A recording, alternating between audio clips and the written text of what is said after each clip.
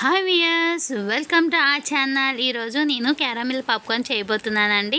రోజు మనం పిల్లలకి స్నాక్ ఐటమ్స్ కోసం బిస్కెట్స్, చాక్లెట్స్ అట్లాంటివి ఇస్తూ ఉంటాము. సో అందులో ప్రిజర్వేటివ్స్ అనేవి మిక్స్ చేస్తారు స్టోర్ అవ్వడం కోసము.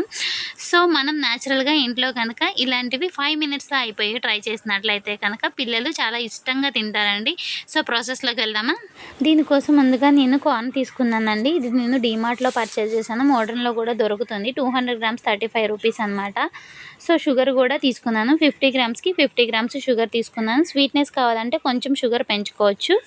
ముందుగా మనం పాప్కార్న్ని ప్రిపేర్ చేసుకోవాలి. దానికోసం ఒక బండి పెట్టి ఒక 3 టేబుల్ స్పూన్స్ ఆయిల్ అనేది వేసాను. తర్వాత ఆ కార్న్ అనేది అందులో వేసుకోవాలండి. వేసుకున్న తర్వాత దాన్ని మీడియం ఫ్లేమ్లో పెట్టి ఫ్రై చేసుకోవాలి. ఒక 2 మినిట్స్ అనేది ఫ్రై చేసుకోవాలి. హైలో పెడితే కనుక మాడిపోతుందండి. ఇలాగ పాప్స్ రావడం స్టార్ట్ అవుతుంది. అప్పుడు మనం మూత పెట్టేసుకుంటే సరిపోతుంది. పాప్కార్న్ అనేది ప్రిపేర్ అవుతుంది. ఇప్పుడు మన పాప్కార్న్ అయితే రెడీ అయిపోయిందండి. చూసారా, ఇది ప్లెయిన్ పాప్కార్న్ అండి. ఇలా ఈ పాప్కార్న్ని మనం మిక్స్ చేసుకొని డిఫరెంట్గా కూడా ఫ్లేవర్స్ యాడ్ చేసుకోవచ్చు. సో ఇవాళ క్యారమిల్ పాప్కార్న్ అనేది నేను ప్రిపేర్ చేస్తున్నాను. దానికోసం ఫస్ట్ అయితే ప్లెయిన్ పాప్కార్న్ మనకి రెడీ అయిపోయిందనమాట. నెక్స్ట్ మనం క్యారమిల్ ప్రిపేర్ చేసుకోవాలి. దానికోసం ఒక బాండీ పెట్టుకొని అందులో షుగర్ని వేసుకోవాలి.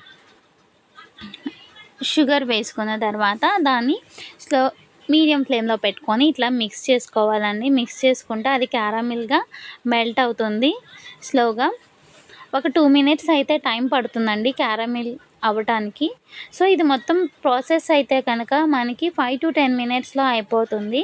డిఫరెంట్ స్నాక్ అనమాట ఇంట్లో. డెఫినెట్గా మీరు అందరూ ట్రై చేయండి. మనకి క్యారమిల్ అయితే ప్రిపేర్ అయిపోతుంది. సో హైలో పెడితే కనుక మాడిపోతుందండి.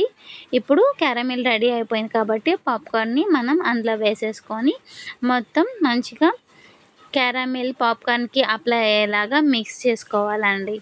ఇట్లా కొంచెం దీనికి ఒక 2 మినిట్స్ టైం పడుతుంది మిక్స్ చేసుకోవడానికి. కొంచెం పెద్ద బౌల్ తీసుకొని మనం ట్రై చేసినట్లయితే కనుక ఈజీగా ఉంటుంది.